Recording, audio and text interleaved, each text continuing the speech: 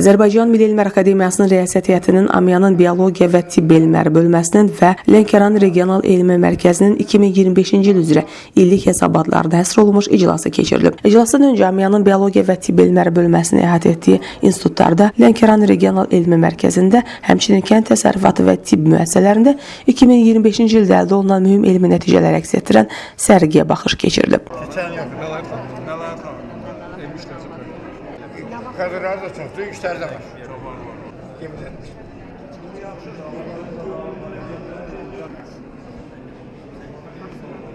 Tədbiri Amyanın prezidenti akademik İsa Əbibəyli açaraq iclasın gündəlik barədə məlumat verib. İclasda çıxış edən akademik İsa Əbibəyli bugün Azərbaycan elminin ölkə prezidenti cənab İlham Əliyevin qarşıya qoyduğu yüksək tələblər səviyyəsində inkişaf etdirilməsinin əsas prioritetlərindən olduğunu vurğulayıb. Akademik qeyd edib ki, ölkə başçısının elm qarşısında müəyyən etdiyi mühüm vəzifələr elmi müəssisələr tərəfindən mərhələli və məsuliyyətli şəkildə icra olunur. Bu da elmdə müşahidə olunan inkişaf meyillərini və əldə edilən mühüm nəticələri aydın görməyə imkan verir. Bildirib ki, iclasda dinləniləcək məruzələr və aparılacaq müzakirələr tədqiqatların daha da dərinləşdirilməsinə və yeni istiqamətlərin müəyyənləşdirilməsinə mühüm töhfə verəcək. Daha sonra akademik İsa Əbibəyli Kənd Təsərrüfatı Nazirliyinin Bitki Mühafizə və Texniki Bitkilər Elmi Tədqiqat İnstitutunun direktoru, Amyanın müxbir özü professor İbrahim Cəfərovun 70 illik yubileyinin qeyd olunduğunu bildirib. O, alimin Azərbaycan aqrar elminin inkişafındakı mühüm xidmətlərini, yüksək idarəçilik və təşkilatçılıq qabiliyyətini, eləcə də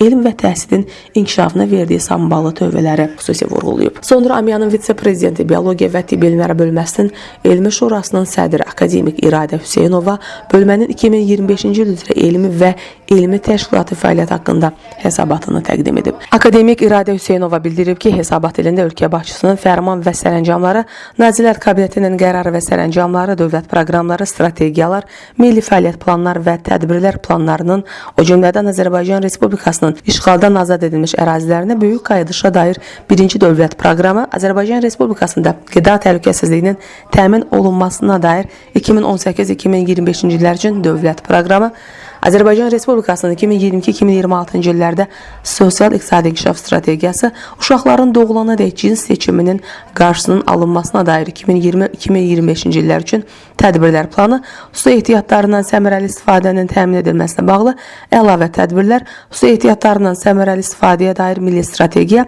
və s. Azərbaycan Milli Elmlər Akademiyasının 2020-25-ci illər üçün inkişaf proqramı, Amyanın ümumi yığıncağı və Riyasət Heyətinin qərarları ilə verilmiş tapşırıqların və Amya rəhbərliyinin sərəncamlarının icrasına yönəldilmiş dövlət proqramlarının və milli strategiyaların bəndləri üzrə bölmə və onun üzvləri tərəfindən görülmüş işlər haqqında məlumatları aidiyyat üzrə təqdim edilib. O, həmçinin hesabat dövründə akademik Zərifə xanım Əliyevanın müəllif olduğu Oftalmologiyanın aktual problemləri əsərinin ilk dəfə ingilis dilində nəfis şəkildə nəşr edildiyini, o cümlədən bölmə üzvləri tərəfindən klinik onkologiya, həkimlər üçün əsas rəhbərlik, onkoloji ginekologiya, Naxçıvan Muxtar Respublikasının təbiəti, hərbi psixologiya və hərbi klinik psixologiya, Amyanın Biologiya və Tibb Elmləri bölməsi inkişaf tarixi və uğurları, akademik Mustafa Topçubaşovun bibliografiyası və digər nəşrlərin işığı üzü gördüyünü deyib. Akademik İradə Hüseynova bildirib ki, bölmənin əhatə etdiyi institutlarda hesabat ilində 20 problem, 65 mövzu,